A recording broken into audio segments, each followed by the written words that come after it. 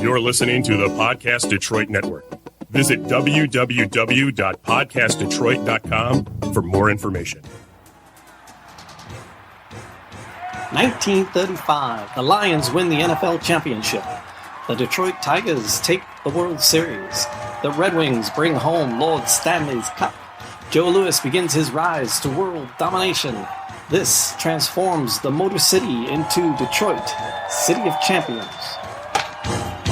And we're off yet again. Detroit, Episode 3, man. City of Champions. I'm Jamie Flanagan. Charles Avison. And Charles, I want to thank you for taking the time and doing this. This was my crazy idea, but your amazing information.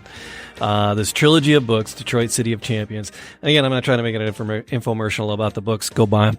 Well, I want to stop you right there and thank you, Jamie, because it's an opportunity to do it. And I mean, you guys have a awesome studio here. Oh, thanks. It's great. I just appreciate the opportunity because it really is one of the first that I've had to really bring this thing out and talk about, dive deeper into the story. So I thank you. So. And that's just what we're doing. We're just talking about it. And we're just, because you are just this wealth of information and knowledge combined. How many pages between the 3 books and the screenplay? How many pages are there? There's about you said 1,000. Yeah.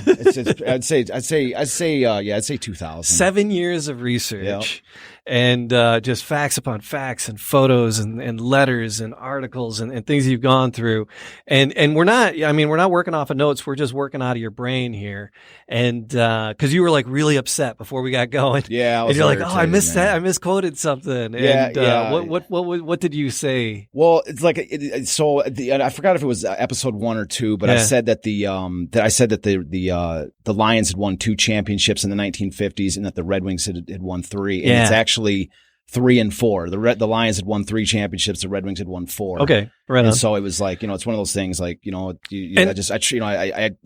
I make a mistake somewhere like that, and sports fanatics are going to pick. Absolutely. Absolutely. And well, should they? You know what I mean? Yeah. Well, should they? And so, so we get something again, but we're just having a conversation and you're not reading out of the books. I know, but it's crazy because I've said that I've used it at the art shows and stuff a million times. And it was like, I was listening back. I was listening to the show and I go, how the hell did I do that? Oh my God. Like, I can't even it's almost automatic. I've said it so many times. Yeah. It was a glaring error. And so, all right. I admit my mistakes. If things like that pop up, yep. Go to the website, DetroitCityOfChampions.com, and send all your complaints there. Charles is just dying to hear them. Yeah.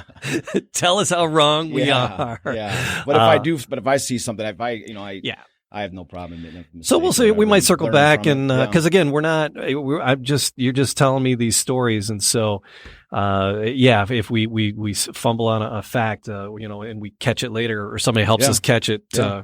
I'm all about learning too, and I've learned and grown from these own stories. Like I've seen other perspectives on different things, and kind of I think really that's a lot of things about life too. Is like being open to admitting you're wrong about something, and only really if you're open to possibility. And this is with everything. That's the definition of learning. Like you're not born with knowing everything. So if you're open to it, saying, hey, I see something from a different perspective, and I can alter the way you see something, you learn and grow, and I think that's really like the definition of learning. But in this case, it was already a lesson that I knew. And I made a mistake in saying it. So we'll catch them when we fumble. We'll catch them and we'll correct them. And we're here at the Podcast Detroit studios, Podcast Detroit Northville, and this is a project. These studios with my buddy, my pal Matt Fox, and who's been running the first 4 things that we've recorded, and we have yet to say thank you to Matt. That's great. It's a thankless job in here, all right? No, I love the story. I love the legacy. I love the history, and happy to sit here and just listen with everybody else. Yeah, Matt, thanks for helping out. And because we're just trying to catch this story. We talked about, Detroit really struggling. It was the Depression, and just the Tigers had a decent year. There is Garwood was doing good in motorsports. And so things were on the uptick a little bit. But what really turned things around for the Tigers, you told me, and that's what we're going to get into here in episode 3, is the genesis, the arrival of Mickey Cochrane. And this is kind of the turning point that leads us into 1935, if I'm not mistaken, right? So Mickey Cochrane was really instrumental in making this Tiger team happen the way I'm rocking my Tigers. I noticed that. That's an awesome shirt. It's Hawaiian shirt. Hawaiian with the Tiger D on it. That is it, yeah. But for people tuning in on Facebook or watching it on YouTube later, I need to start upgrading my Tiger paraphernalia. My goal is to wear a Detroit T-shirt every time, or some sort of Detroit shirt every time.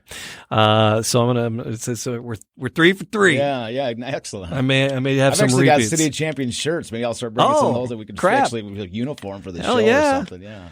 We're in. But Mickey Cochrane, he was really, it was the turning point, and just for the Tigers. What can you tell me about Mickey's career before? Well, I actually wanted to lead off as kind of a little bit of a sort of surprise for you because because every time I've mentioned Iffy the Dopester, you get excited. He's got a great name. I love it. I love Iffy the it. Dopester. Yeah. And so, and I did too. Like I grew up as a kid just reading newspapers. Every once in a while, back in the late 90s, I would see an Iffy the Dopester section in the Free Press or News. And I always thought it was cool. And I wonder now, that if it, I just look back on that and I wonder if it was somebody writing that, you use that original Iffy the Dopester who was in the 20s and 30s, and his name is Malcolm Bengay, and he was the sports editor of the Detroit Free Press. And so I wonder if they would kind of just conjured that nickname or whatever, because it was strange for me because I remember reading about Iffy the Dopester when I was, as a kid growing up. And then when I was doing the 20s and 30s research, I'm seeing Iffy the Dopester all over the place. Yeah. I'm going, oh my God, there's this weird, there's like this, maybe there's like this legacy, but I haven't seen it in recent years. So, but anyways, so what I have for you is, we've talked about in the previous shows, that at the end of 1933, okay, the Tigers were, like I say, the situation in Detroit was really Garwood was the only, really notable sports, thing going on in the city. And the Tigers were, fan favorites, but at this time they were dreadful for many years in a row. And so I told you about, I call it the Riot Act. If you wrote an article in the paper saying the Tigers are dreadful and they need to do something about it. It's time to do something about it. And then that is what I don't know if that was the catalyst of what came next with Mickey Cochrane, but at the very least, it was big enough that Fred Lieb, who is probably my favorite sports historian, wrote about it in the book, in his definitive guide on the Detroit Tigers, which is an absolute must, by the way. If anybody's really a Detroit Tiger sports, into sports history, the book by Fred Lieb, just called The Detroit Tigers, is an absolute must read. It goes through the early 1800s with Detroit baseball and everything. So tremendous read. But anyways, so what I have for you is and I want to read you the Iffy's article. It's it's not too long. That call to action from 1933. Yeah. So the idea is you got to do it in the old timey voice. No, I don't think I can do that. Not as good as you, buddy. But anyways, and so it's not that long, but it gives you. But I love it because it really takes you into the mentality of the people before 1934. This is at the end of 33, prior to Mickey Cochrane's arrival, and it really shows the mentality. This is Fred Lieb sort of setting it up. So he says, and Detroit was pretty well fed up with that 6th straight second division club. Even usually loyal Malcolm W. Bengay, Iffy the Dopester, by now editor of the Detroit Free Press, had his fill and wrote his own Declaration of Independence. The Free Press ran his 2-column editorial in 12-point Roman type, big enough to smack Frank Navin, the owner of the Tigers, and anyone else interested right in the face. It didn't pull any punches and was headed, "We want Tigers, not tame kittens." And so this is the article. That was the headline. We want Tigers, not tame kittens. Not tame kittens. You can see it was a huge article. And he was the editor of the Free Press, so he could really, make this the centerpiece of that particular day. So he says, 24. This is Iffy. So 24 years ago, the Detroit Tigers won their last pennant. Detroit has not had a winning baseball team since Huey Jennings was dropped with scant ceremony to make way for Ty Cobb as manager. Cobb was a flop. Moriarty, who followed, was worse. And Bucky Harris has shown himself no better. Detroit, long one of the best baseball towns in America, has been steadily losing interest in the sport because of lifeless teams under a lifeless management. If baseball is a sport, then Frank Navin should bestir himself to present to the playing public some form of competition. If baseball is merely a vaudeville performance with the gate as the index of a team's success, then the sport fans are entitled to know it. Professional baseball is naturally a business, a money-making proposition, but there must be behind it a sporting instinct, a desire to win, in order to give the public its money's worth in thrills. Bucky Harris is a nice young man, but he is not an inspirational leader. He has had 5 years of trial here and has done absolutely nothing. If he had been as good as he had been touted to be, Foxy Clark Griffith would not have dropped him. In essence, he was fired, and he said he wouldn't have been fired as a manager if he was really good. Washington, the team that canned him as a manager, is at the top of the league. Detroit is doomed, as usual, to the second division. It's up to Mr. Navin to show some sporting blood, to take a gambler's chance, spend some money, get an aggressive leadership. Yes, professional baseball is a business, but it must also be a sport in order to survive.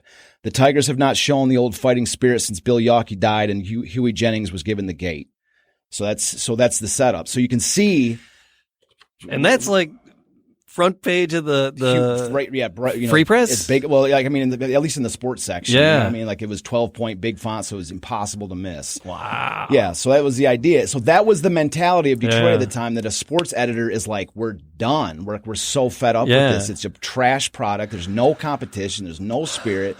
There's no life. Middle of the Great Depression. You know, they acknowledge the fact that Detroit was a baseball town up to this point, but but the product is trash. You see, I mean, there's a lot of commiseration going on right now with that and the feelings between our professional teams right now. Sure. The state of our economy right now, and that's what I think this entire story really does tie in with the modern day Detroit. I think there's a ton of parallels, and it was kind of how I wrote the screenplay for the movie, was to show. You know, I actually, it left room to do like a dual story between the struggles of, kind of now and then the struggles of, back in the Great Depression. Because there's a ton of parallels between then and now. And then, and if there is, and this is what I guess one of the things that I love about this story is if there is parallels from back then, then maybe we can sort of follow some of the examples that they did that like led them into the golden age of the 1950s. You see what I'm saying? Like, what can we, maybe there's something that, things that we can learn on this. So again, if he made that declaration, and Navin, because you told me that he was one of those owners this was his thing. It wasn't like someone with a lot of other money with a secondary baseball passion. This was his business. Exactly. And so what do you think that lit the fire under him to make that investment in bringing Mickey here? I think it was never acknowledged by Navin, but what came next, I mean, certainly it wasn't lost on Navin. He couldn't have been completely, but I think one of the elements of this is that, it really does represent, like maybe he did because what happened next was huge. It was so big. I mean, is it just a coincidence that I forgot the exact date off the top of my head, but it was just a month or so later that Navin makes the biggest move he's like ever made. I mean, there was no move bigger in his entire career. I mean, they got Ty Cobb, but they also got him as a youngster and he developed with the Tigers. But there was never like a free agent acquisition bigger than what Navin did just a month or so later. So, at the very least, it wasn't lost on him that he needed to do something, and maybe something like this may have been that trigger thing that said, "Okay, now's the time. I got to do something, or I got to do something else, like leave the team, like straight sell the team or something." Thankfully for us, it was Mickey Cochrane. Yes, and so now Mickey. You're so fine. You're so fine. All right, sorry. I live my life through song lyrics and movie quotes. Stop but Mickey Cochrane. I'm 12. I know. All right. Tony Basilin out here. But so Mickey Cochrane. Got it. Where's that gong, man? Hit the gong. I know. You got to hit that gong cymbal ready to go when he hits that. So Mickey, his career, he was playing for quite a while before he came to us. Absolutely. So how important was his career before us? What do you know about it, Mickey, before Mickey Detroit? Was one of so there's back in the 1930s you have really three of the biggest catchers, three of the best catchers in baseball history played back in the 1930s. I mean, there's really not that many catchers in the Hall of Fame. I think off the top of my head, and it's like 8 or 9 catchers in the Baseball Hall of Fame, and 3 of them are from the 1930s. Okay. And so you have Gabby Hartnett for the Cubs and then you have Bill Dickey for the Yankees, who was just one of the absolute legends. and then Mickey Cochrane of the Philadelphia Athletics. Those are your three, like just the best catchers in the game. And Mickey Cochrane had been playing for the Philadelphia Athletics for 9 years at that point. Wow. Yes. And so he was I actually wrote this one down so I don't get this wrong. Yeah. But he was the 1928 MVP. He started, his first year was 1925. 1928 MVP, and he was the heart and soul of the Philadelphia A's that went to the 1929, 30, and 31 World Series, 3 straight World Series in a row. They won the first 2, they lost the third. But he was he was considered by everyone in the game as elite. I mean, it doesn't get any better than Mickey Cochrane. He is an elite catcher, and not just because of his performance. He was an incredible offensive catcher, tremendous defensive catcher. And he was also, of that rare breed that is, they just say is like a born winner. Like he does, like he would do anything to win a game. Anything.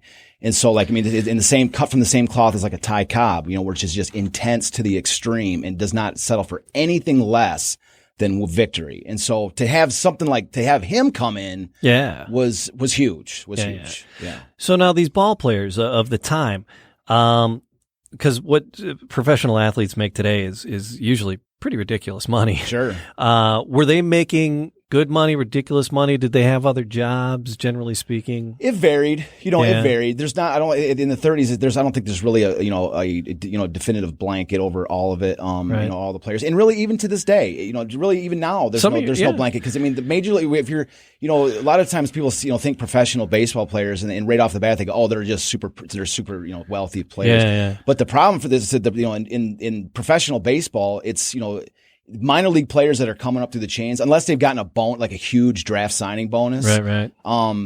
Their actual monthly wages are pathetic. They're absolutely horrible. And we talk because here in Metro Detroit, we got that Jimmy John's Field Sure. now, and one of my students started a podcast, and he's like a sports nut, and he had brought in a couple of those players from those smaller those teams. And those guys just talking about grinding it out. It's just grind. like, absolutely, yeah. It's, but they're so passionate about it. Yeah. Well, you have to, because minor league players really, that's what I'm trying to get to is minor league players, their wages are horrendous. Yeah. You're talking about between $800 and $3,000 a month. The top end minor league player, even for a Tigers minor league player, it gets $3,000 a month. That's top end. Yeah. And so that's why a lot of times when they get drafted, they might sign $1 million bonus, and a lot of times that bonus is what carries them. Right. That they kind of live off that bonus to supplement their wages. And usually it's only when they get to the major leagues, they're making $500,000 a year as a major league minimum. But it's really after 3-4 years, you start the team starts to the better you are, the more the team wants to start paying you, and so then all of a sudden now you're elite pay scale. Yeah. But it was I want to say it was a lot similar to that this. Okay. Back then. So there were Mickey different. Cochrane wouldn't have been working a side job. He was a superstar. Right. He was a megastar. So he would not have been. Is just from what I've read, anyways. He would not have been. Necessarily working a side job. But he was a player and the manager. He was a player, but that's why Navin loved the idea because when he was with the A's, he was just the player. He was just their catcher. Right. But Navin liked the idea of basically getting a 2-for-1 because, as you could hear in the Iffy article, they were not happy with the manager, Bucky Dent, not Bucky Dent. What did I say his name is? Anyways, I'm not going to have a regret from this. I'm going to look it up. It's right there. You got to bookmark it. Bucky Harris. Is that what his name is? I just drew a blank. Bucky Harris. Harris. So Bucky Harris had not, say they were like, Bucky Harris didn't do the job as the manager. He didn't do the job as the manager. So they're like, we need a sweet player and we need a fiery manager. So this why was not the first have him do both, and it kind of saves us a little bit of money. So this is the first time he was managing. First time he was managing. Okay. Yeah, that's what I mean. Yeah. So because before that he had Connie Mack. Connie Mack's one of the most all-time legendary managers in baseball history. Sure. And Connie Mack was the manager of the Philadelphia Athletics. So when Mickey comes over to the Tigers, this is his first year as a manager, and he actually talked to Connie Mack about what do I need to for this team to be better, and he was like. Connie Mack was like, well, you need a third baseman. Your third baseman is horrendous. You got nobody at third base. He was talking about a couple other players, but he really gave, Mickey some tips, about what he should be, what he needed and what he didn't. And, this was his first year as a manager. And so he comes in there, and that's what comes next is incredible. Frank Navin puts $100,000 into Mickey Cochrane. They're all broke. He borrows money from his business partner. And this is about $2 million in today's money. It's huge, easily. But like I say, it's like if we say $2 million today, and if we convert it to today's game, $2 million isn't much in the world of baseball now. Yeah, but that was but at the time it was just mega money. Yeah. It was huge. It was a huge deal. Yeah. In the middle of the Depression. It's just crazy. Yeah. And so, all right, so Mickey's coming here. And I love the pointing to the center field fence almost. Yeah, that's exactly in one of the early press conferences. Was this before when he just got the job or the beginning of the season? Well, I've got two quotes. I can read them both. Just I love I can sit here and say that Mickey did it, or I can read from the people that from that time. And the first one is right off the back of the second book. Right on. Right off the back. So this is Bud Shaver, who doesn't get a lot of attention. I mean, he's really almost a forgotten Detroit sports writer. He was a writer for the Detroit Times. He was the MC of this Champions Day, MC of the Champions Day event. Like he was the whole, the main host. But so with the quote, and I love it because that's what I put on the back of the book. So the quote comes from a magazine called Who's Who in Baseball, 1935. And so the Who's Who in Baseball 1935 really was released at the beginning of 1935. So he is talking about the previous season in this. And so this Who's Who in Baseball was a massive publication at that time. It was like sort of the almanac of everything that had happened the prior year as a primer for what the upcoming season. So it was a huge thing. And I think it may still be going on today, but at the time it was huge. So anyway, so this is Bud Shaver's article. Again, this is prior to the 1935 season, which writing about the previous year. So this team can win the American League pennant, and what's more, we're going to win it. Black eyes flashing, gruff voice rasping with characteristic intensity, Mickey Cochrane thus made his inaugural address to his players at Lakeland, Florida, March 1st, 1934. It was delivered in a clubhouse so tiny that the players were pressed close around their new leader. Bucky Harris had managed the same team for 5 years without ever getting it out of the second division. They were not good enough and resigned to it, although something in Cochrane's determination stirred a faint hope. You see, so so he's like I say, they're talking about it like that's what he was doing. This is the stuff he's saying. And I've got another one too I could read that one too if we want, but otherwise, this one's by H.G. Salzinger, and he's talking about Mickey, that he was actually saying that same thing all the way as early as the winter meetings, right after he was signed by the Tigers. Like he hadn't even signed the actual contract to play with the team in 34, and he was already saying, we're winning the pennant. And H.G. Salzinger, like, it was amazing. Like nobody could believe him. Like we didn't even write about it because it was so ridiculous. Like we didn't want to embarrass him. So where Mickey came in as the manager and he made some player changes, was that his responsibility to bring in different players? Yeah, I mean, he was like a manager / kind of GM, so it was left up to him to a certain degree as far as bringing in players. Who did he line up for 34? So the idea, and that's what's so interesting, is that really there was no major differences between the biggest player. Really, the biggest player addition was Goose Goslin was the biggest addition from that team. And Goose Goslin was viewed as a sort of like over the hill, like tremendous hitter in his day. Yeah. Like, but he like sort of looking at as like a guy who was like sort of over the hill. Oh, he was an older cat. Yeah, he was a little bit older guy coming from Washington, from the Washington team, and viewed as somewhat over the hill. All right. And basically expendable. Like his best years are behind him. Maybe he's got a good year left, and who knows. But Goose Goslin was an eventual Hall of Famer. I mean, he was a tremendous player in his day, so he was. Mickey brings him in, to play and, play outfield for him. And so that was really the only major addition. It really was. It was really the only major addition. So Mickey and Goose. Yes. Were the two big changes. That was really the biggest changes. And he took this team from a bunch of losers and shaped them into, one of the most dominant teams in baseball history. 34 and 35. This team could not be stopped. Yeah, and so I actually have other quotes. I have a quote where, and I'd like to read that one too if we have a chance. Like, you want me to read one right now? Because I love it. Because it shows it talks about the impact that he made coming out of. I actually marked the page here. No, awesome. So I just bring your notes out. You don't have to hide them. All right. I just want to make sure that it doesn't take too long to find it. So 116, I got it right here. So. You're not going to screw it up again, Charles. Come on, man. Get your notes out. I just there's a million quotes. I just want to make sure I get the right spot. So, all right. Poke the pooch in episode 1. Yeah, Come on, man. Yeah. So anyway, so this is Eld Knocker. Eld Knocker's got a great. This comes out of Eld Knocker is one of the Tigers' best pitchers. Yeah. Super young guy, 19. He was just trying to make the team really in 1934. All right. And he has a fantastic book called Sleeper Cars and Flannel Uniforms. Tremendous book. Just recalling some of his memories. The player. Can you repeat that name? Knocker. Can you repeat that title name again for me? It's called Sleeper Cars and Flannel Uniforms. And by Eld Knocker. Yep. Okay. And so anyway, and Eld Knocker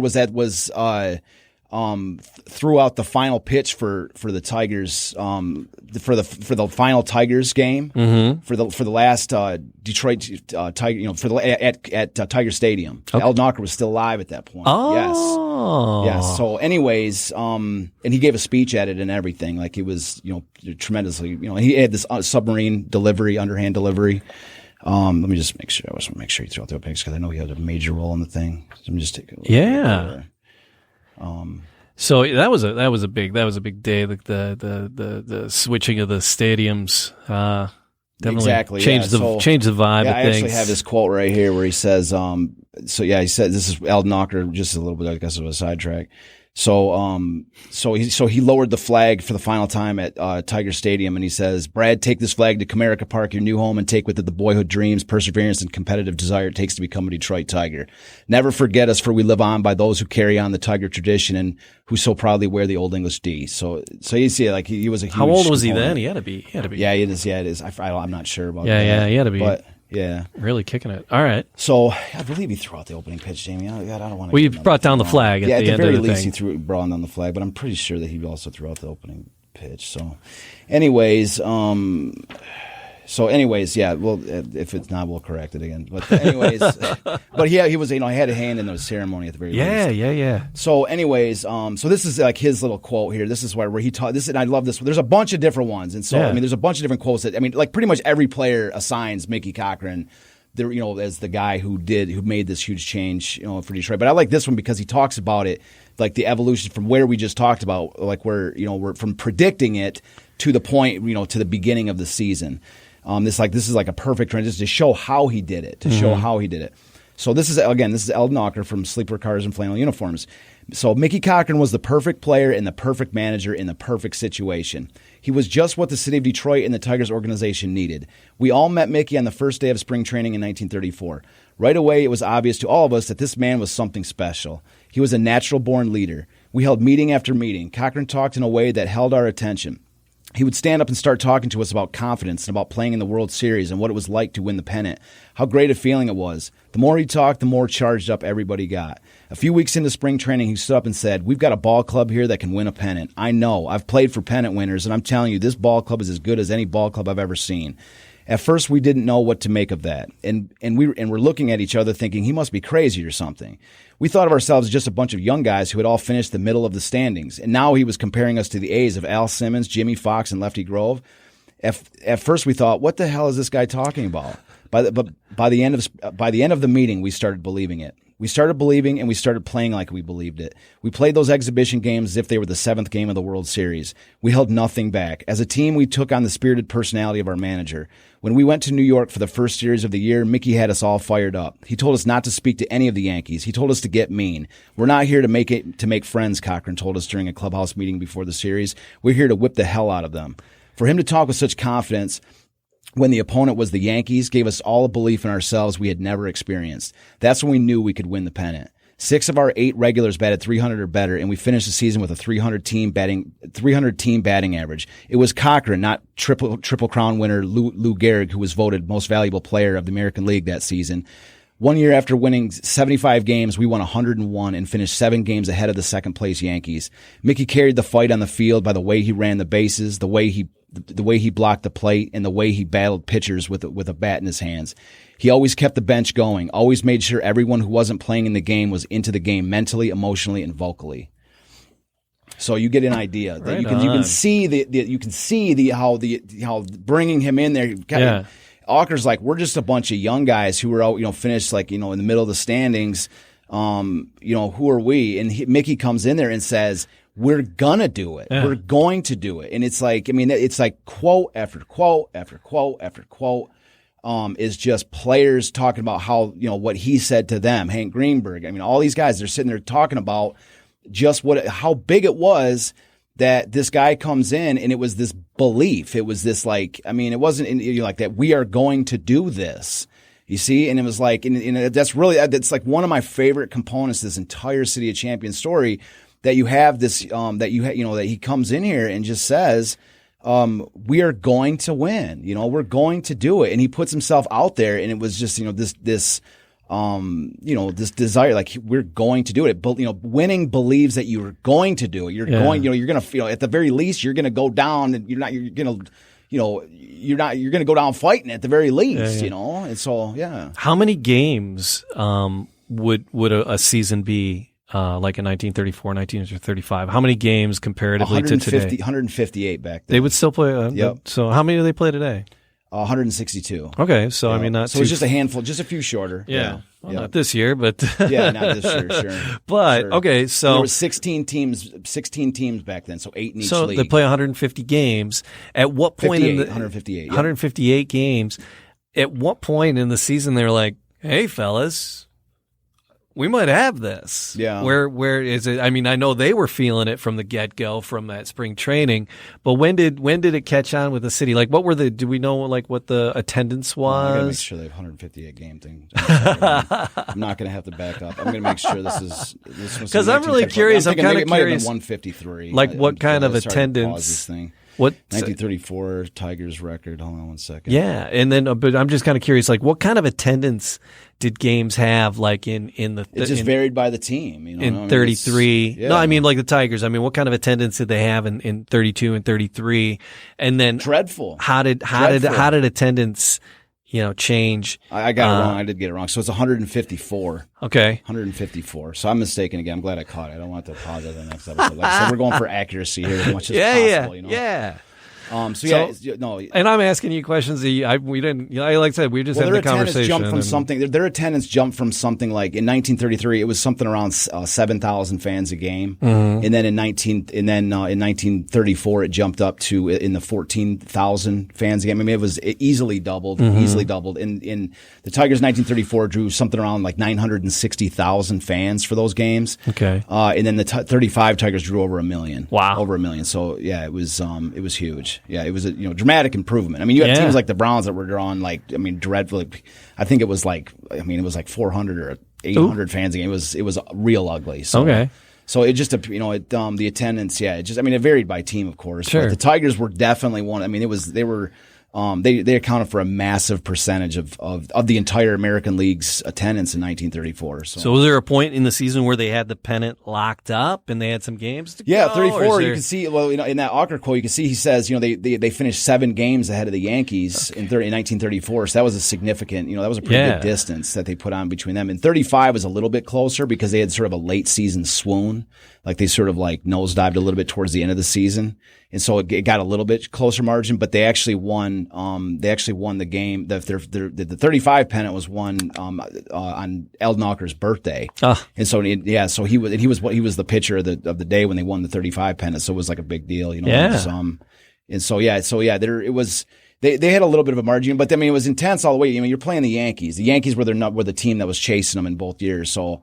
You can't, it's never really until it's mathematically over. There's you cannot sleep on the Yankees. My God. So, all right. So Mickey Cochrane, he impacted everybody. Somebody else that he really moved? You said there was another quote you wanted to share from someone else he really motivated. Well, there's just a ton. Like I say, it's just, there is a couple more quotes that I've got here. I guess it kind of depends on sort of, I've got a quote that kind of shows, Mickey's the kind of spirit, it's actually captures a moment in time of a play. I can read this too. Yeah. So number one, this kind of shows, it kind of gives an idea of the type of character he was. This is actual in game. And I actually use this exact scenario because the screenplay, my goal of the screenplay was to make it historically accurate. Right. And so I actually use this concept, this quote to build a scene in the screenplay. Okay. To show, because I'm it's real. I'm trying to make something as real as possible. Uh-huh. So this is a quote from the Detroit Times from July 30th, 1935. So Mickey says, so the article says it didn't have an author, but it's just from the Detroit Times. So I am thinking now of the 5th inning of yesterday's game. Russell Van Atta twice threw at Mickey's head. Cochrane took a couple of steps forward, shot flaming words in Van Atta's direction. Then he stepped back to the plate, gripped his bat tight, and laid down a bunt with the hopes that Van Atta would cover first base. Mickey tore down the baseline and threw himself at the bag, spikes riding high. There was no Van Atta to meet him. When Van Atta was knocked out of the box, he swaggered past Mickey in the catcher's box and said, "I thought you were a better sport than that." And then Mickey says, "I thought you were throwing at me, especially that second time. And if you had fielded that bunt, I would have cut you down. If you weren't throwing at me, forget it. If you were, don't field any bunts I dragged down the first base line. You can take it either way," said Mickey. "I got guts enough to throw at you, even if you would try to cut me," retorted Van Atta. "Suit yourself," said Cochrane. "It's all the same to me whether you were throwing at me or not." So he actually laid a bunt down the baseline that Van Atta the pitcher would cover the bag and he could then cut him down with his cleats.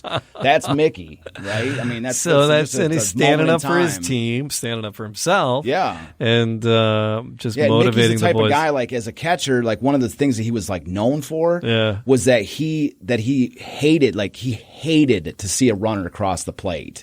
Like he hated seeing the other team. Like he was a former football player. He was a tremendous football player. Some say he was better at football than baseball in college and that. And so they would say that the runner would be coming home and he would actually like hit the runner. Like if it was a close play at the plate, he had this special ability to basically, football hit, like block the runner, like hit the runner and then catch the ball and tag him, like in a motion. You know what I mean? If the runner was like a step or two ahead of the ball, he was able to hit that runner, catch the ball and tag him. Like that's the kind of player he was. He would like not give up a run. He would never give up a run. Like that was his entire thing, was like, if there was any way that he would, prevent a run, he would do it. So he lit the fire. These guys came alive. 34. They win the pennant, and that puts them in the World Series. Puts them in the World Series, and the Tigers at one point are up in the series. Yeah, they're up in the series, and then they lose in that 7th and final game. So it went all the way to 7 games. Yeah, a lot of listeners might be familiar with the Medwick incident, where the idea is that Medwick had slid into third base and spiked Marv Owen at third base, and the Tigers were already getting beat pretty bad at that point, and so it just was the last straw for the fans, and so the fans just started showering the field with debris. It was they were in Detroit, and so the Detroit fans just lost it. And they were throwing Detroit fans. Yeah, they were throwing so much stuff on the field that they like wouldn't let Medwick come, like when Medwick was coming back out on defense after the inning was over. They wouldn't even let him come back out. Like they were pelting him with so much debris. Oh my God! Yeah, and so they actually chicken wire. Yeah, Commissioner Landis actually pulled Medwick from the game just so that they could finish the game and be done with it. Yeah. So it's like the only case like where like a commissioner of baseball has actually like removed a player from the field.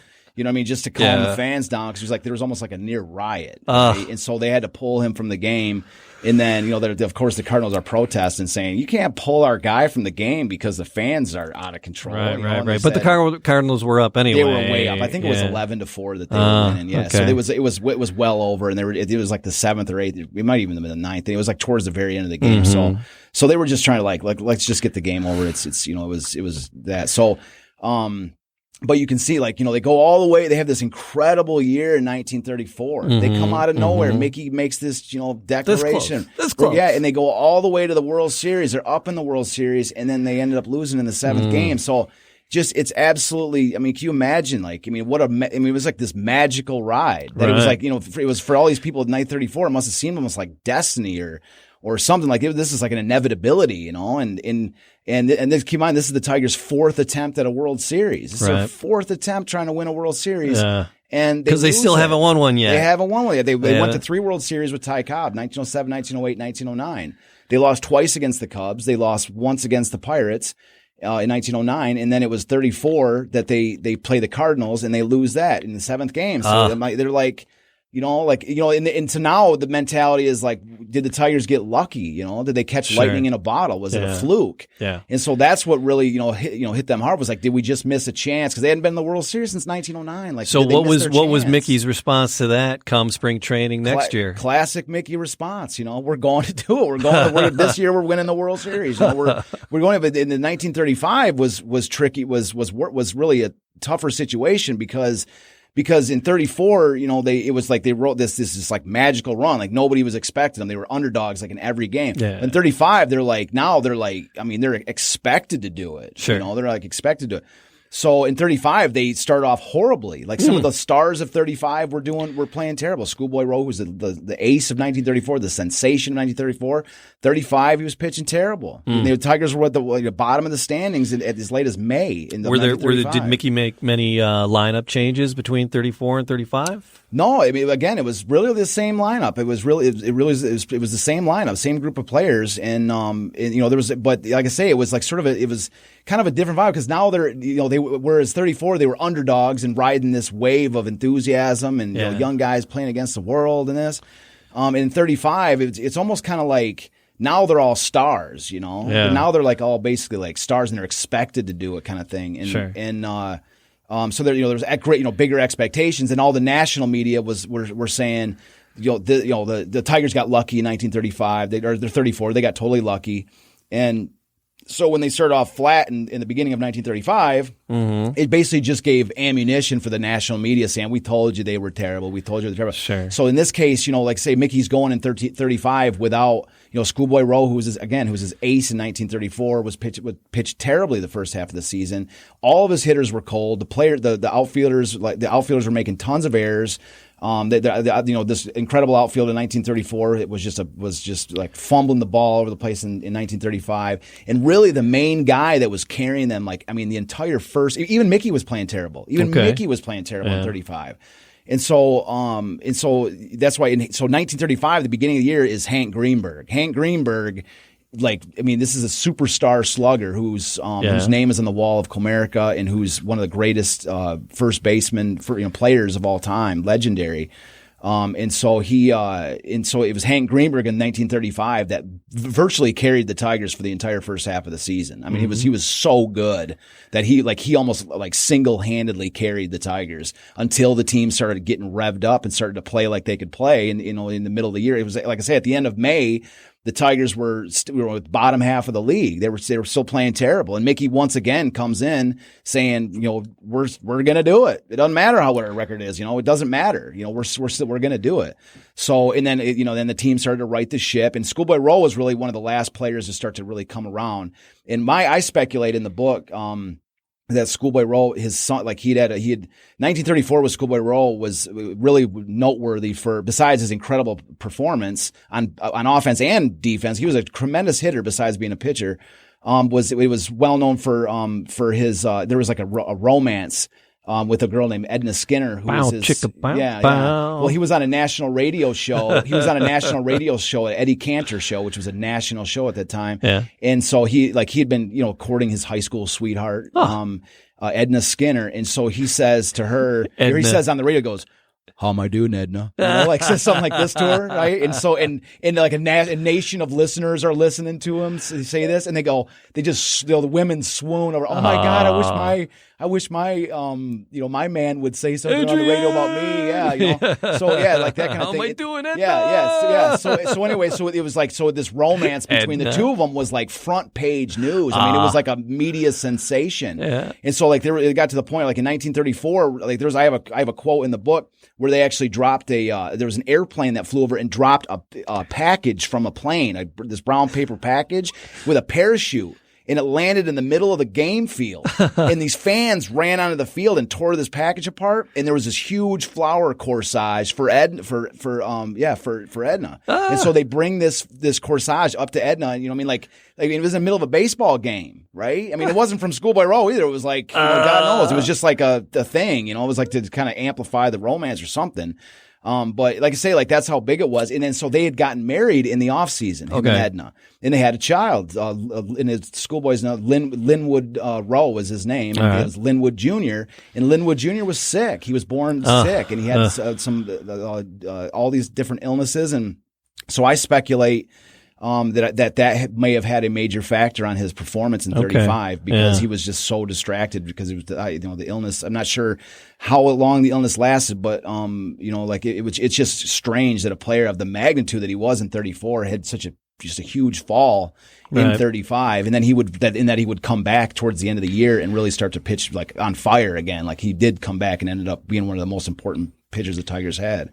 So how did Mickey turn around? His performance turn around Absolutely, as well? Yeah. They stormed towards the end of they all did. The whole that's what I kind of trying to get at is Hank Greenberg really carried the team the first half of the year, and then long enough for the rest of the team to finally everybody was in a slump for the first half except for Hank, who was just red hot, like I say, he carried them long enough that when the rest of the team did finally click, that it was just game over. Game over. They were because Hank didn't stop. Hank was the MVP in 1935. He was an absolute monster. So that's what I mean. Now it's not just Hank in the end of the year. It's the whole bunch is back. And that's what I mean. So he carried it. But Mickey was the one that was still like the driving force. Like, I don't care what our record is, we're still going to do it. This is, we're making this happen. It doesn't matter what our record is. All you naysayers are going to be the last ones to see it. So. and they did it. Yeah. So where does Mickey's career go from there after 35? How long is he with the Tigers, and then what was with this? So he's with them for another full year. I believe he was injured in that third year with the team, and then he had another half season where he got hit in the face by a baseball, and so he was over. It was over for him. He tried to come back as just as a manager, and he was just not all there. I mean, it really messed him up, and it's really kind of sad because one of the best there's a great this baseball movie which I really enjoy. It's Ty Cobb and. The movie called Ty Cobb, and what's his name? Anyways, this movie called Ty Cobb, and Mickey Cochrane is in the movie, like an actor portraying Mickey Cochrane. Yeah, and it's like he's like a drunk and kind of like they really don't. It just is, and like not saying that like I mean his career, he didn't. It's not like it's inaccurate portrayal of him, but it's just kind of sad to see it because it's like. There's never really been a movie. I just think that Mickey Cochrane is one of these characters, one of these players that, his name, he's a Hall of Famer, and, every once in a while, his name is sort of referenced to different elements of baseball. It's not like he's been like forgotten, necessarily, but. Sure.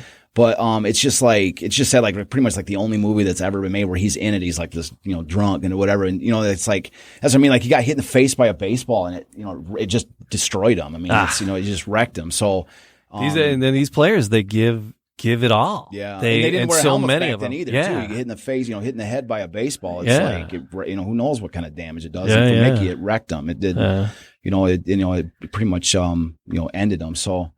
So but like I say, Mickey, he was just huge. And that's like one of the main components of this is like, I put him on the cover of the second book. Like, it's like he was so pivotal. And we could go through article after article after article, quote after quote after quote from the books, just to show how, every single, it's just like how much credit everyone gave him for being the heartbeat of this team. Yeah. So, so like I say, it was huge. And one of the sort of campaigns that I'm on is Mickey Cochrane. He played 9 years with the Philadelphia Athletics and three and a half years with the Tigers. And so he's sort of like, one of the campaigns that I'm trying to, talk about, and I actually say this in the book, I make a special section in the book about why Mickey Cochrane's number should be retired by the Tigers. Is it retired in Philadelphia? It's not retired by either team. Okay. Well, the Philadelphia A's, did they go? Well, that's what I'm saying. They left. Now they're in Oakland. So it's like, why would, kind of Oakland retire the number of it? That's what I mean. That's like why he's like sort of like lost in the middle of this. Sure. Because his number was number 3, which is the same number as Alan Trammell's number. Mm-hmm. And so the idea, Mickey, his name is on the wall of Comerica Park, but it's called like an honored name. It's not like his number's not retired. It's just his name on the wall. Is Trammell's number retired? No, but it's expected that at some point his number, most likely will be. Yeah. But be a there's nice dual ceremony. Exactly. That's what I'm saying. Like, I think it would be great. And that's why sort of time is of the essence, because if they do retire Trammell's number, but there's precedent for it, because the New York Yankees retired the number 8 with Bill Dickey and Yogi Berra, both catchers. Right. And so it was like a dual number. Like, that number was so big, that was so important. There was 2 legendary players that both had that number, that that nobody ever wearing that number could be good enough, could have more value to this league, than these players. That's kind of the Did Trammell wear it because of Mickey, or was that not that that Trammell's I've ever heard, and Okay. I don't think so. No. All right. But that's what I mean. But how cool it would be that, between the combinations of Trammell and Mickey Cochrane, no combination of players will ever have an impact on a team like these two did, And so, but one of the main arguments, and this is kind of what I wanted to get at, is that one of the main arguments against retiring Mickey, not that there's been some big media argument about this. Yeah. There's never been, really. It's just nobody talks about it at all, and that's why I'm trying to begin the conversation about it, because one of the main requirements usually for retiring a player's number is that they played the majority of their career with a team, right? Like at least the majority, or if not all of their career with the same team. Yeah, but come on, 1935. But I've got the magic, the big thing that that flips this case, because Mickey Cochrane, when he went into the Hall of Fame I got the number written down right here. He went in the Hall of Fame in 1947, right? And so when you go in the Hall of Fame, you have to pick a team to represent when you go in the Hall of Fame on your baseball cap. Yeah. Can you guess what team he went in the Hall of Fame wearing? He's a Tiger. He went in as a Tiger. Okay. He played, and the player gets to pick that. The player gets to pick it. So that's what I'm trying to say. So let me just lay out the 2 credentials for the 2 teams. I'm done. I'm in. You have 9 years with the A's. Yeah. He won an MVP. He went to 3 World Series, won 2. And so 9 years with this A's team. Played with the Tigers for 3.5 years. He went to 2 World Series, won 1, and an MVP. So statistically speaking, it's a no-brainer he should have gone in as an A. No-brainer. Yeah. So why would he go? So that's what I'm saying. He went in as a Tiger. That's how special those years were for him. And so I guess what I'm saying is how can his not inclusion for his retirement number be based on his lack of years with the Tigers, when he himself disregarded that whole concept and did eternal glory for the Detroit Tigers by choosing them as his Hall of Fame? You see what I'm saying? Like that's really the anchor of my case. Let's get somebody on the phone. Yeah, that's what I mean. Like that's why I'm glad to do this show, is a chance to bring these cases out and say I'm forwarding this episode to people. Well, that's what I mean. And that's what I'm saying. And a lot of time, it's Charlie Gehringer and Hank Greenberg are both players from the 34 and 35 Tigers, and both of their numbers are retired, which is great. They deserve it. Absolutely. But I'm just saying, like, Mickey, man, I'm telling you, there's a bunch of different stuff you can read on him. My book, I do a nice little, summary, I think, of him in 1934 and 35 and how he got there and everything. But he's just an incredible player, and he was the heartbeat of this. I mean, he was the driving force of this entire Tigers thing, and and again, the Tigers thing that we call it the genesis for this episode and it really was like this guy. This is the beginning with this point. The Tigers, just creating this mania in the city for baseball, led to the arrival of the Lions, and it led to the Red Wings really making an effort to spend some money and make sure that they could keep pace with the Tigers, with the Lions, with the sports enthusiasm of the city, and again, ultimately the entire City of Champions story. So, it's the spark we needed. Exactly. And Mickey Cochrane. He was the guy, man. Yeah. Get him in that Hall of Fame. Retire that number. He's in the Hall of Fame. Well, get that number retired. The number retired. That's what I mean. Yeah. So right on. All right. So Detroit City of Champions. The website is DetroitCityOfChampions.com. .com, and the books are available there. And then again, there's tons more on Mickey's story in there. We can only skim the surface really on these. Yeah, it's there's so many quotes and hour. articles. Yeah, it goes quick, man. I love it. But I love the opportunity to really focus on just I thought it was going to be a half hour. I'm like, oh crap, we're only a half hour, and now it's an hour in. Yeah, but I just love the chance to actually focus on Mickey for a second. Like I said, you got most of your facts right. Way to go. Most of them. I got to tune it up a little bit. That's what I'm saying. I'm not taking any chance. I got to keep notes. That's awesome. And again, we're just having a conversation. You're pulling most of the stuff out of your head. it's astounding. I can't remember my address. Yeah. So yeah. Well, like I said, I want to make sure I get this stuff right. So it's, I gotta just ask Siri, "Hey, get me home." Yeah. And it's I had to refer to it once already to make sure it is what it is. But like I say, we'll get there. All right, DetroitCityOfChampions.com. Take a second, if you would, and subscribe to the podcast. Give it a like, give it a comment. It's extraordinarily helpful. If you want to reach us again, DetroitCityOfChampions.com. You can reach out to Charles there, DJ Jamie Detroit, on all the socials. There's a website with that title as well. Podcast Detroit, all the socials and all that. Next week, more of it, right? We're gonna jump. I forgot to even look at what's the next episode. It's Bad News Bears. Yeah, I call it the Bad News. We might have to change it. We call it the Bad News Bears because it was like that kind of bunch. Like they were totally unexpected. They had a ton of characters. Right now it's Bad News Bears. Let's see. We're going to do an overview of the 1934 team. Yeah, that's the idea. Yeah, in the next episode, and too. So many, and we're going to dive into the other individual Tiger players too. A couple of the other ones that were really instrumental. Yeah, no, that's what I mean. There's a ton of dynamics between them. The Tiger players. It's a crazy bunch. That's why I like the Bad News Bears is kind of like the header of this episode because it really gives you, it just, like I say, it kind of conjures the notion of like how all these players were. I mean, they were a tremendous team, but they were a bunch of characters. They were just a rollicking, fun-loving bunch that were, I mean, some of these guys hated each other. They loved each other. I mean, we'll get there next week. Yeah, it's going to be fun. Yeah. Right on? Yep. All right, Charles, thanks, man. All right. That's it. Detroit City of Champions. We'll do it again next time.